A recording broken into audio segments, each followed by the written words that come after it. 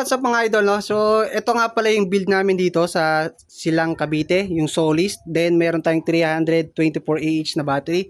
So, naka-dual cam tayo mga idol para mapakita ko sa inyo yung back camera. So, una, papakita ko sa inyo mga idol yung naka-load ngayon dito sa ating inverter na 8 kW mga idol.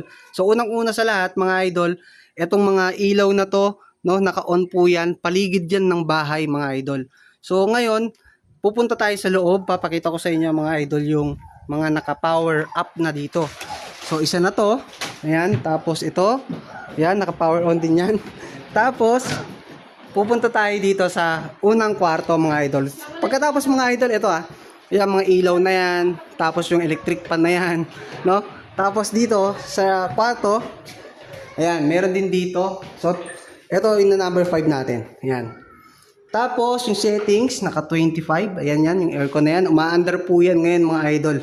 Bukod doon, meron din dito. Yan. Sa unang kwarto to mga idol. Tapos, magtutour tayo dito sa taas. Akit tayo dito. Yan. So, maganda tong bahay na to mga idol. Malaki. Quality. No? So, dito tayo. So, dito sa second floor, yung mga ilaw, nakabukas din. Tapos, yung electric pan na yan. No? Tapos, buksan natin. So, dito, naka 25 tayo. Yan. So, bukas din doon. Bukas din yung aircon. Tapos, bukas din dito sa loob ng CR. Ayan, CR po yan mga idol. No?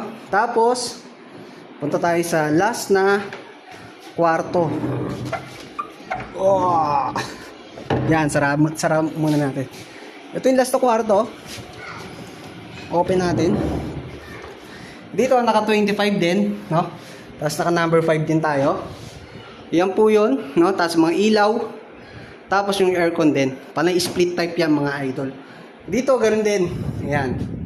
So, naka-on din dito. Ayan. So, dito, may shortcut pala dito. Hindi ko alam.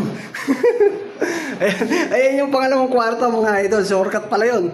Oh, ayan ang shortcut. No? So, sasarado lang pala to. Ayan.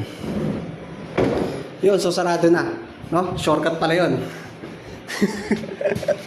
Tapos dito sa labas sa terrace, yung mga ilaw din dito mga idol. Yan, daming ilaw dito. Ang taas ng bahay ni sir mga idol. Ayan yung bahay niya, no? Dito sa lugar na to. So yan mga idol, yung mga naka-open dito sa bahay ni sir, pure solar yon mga idol, no? So balik tayo ulit doon sa baba. Yan. Tingnan natin dito sa labas mga idol. So kahit yung mga ano niya dito, ilaw rin, yan. Dito sa labas na to, naka-open po lahat 'yon. Yan, na-tour ko na kayo sa bahay ni sir.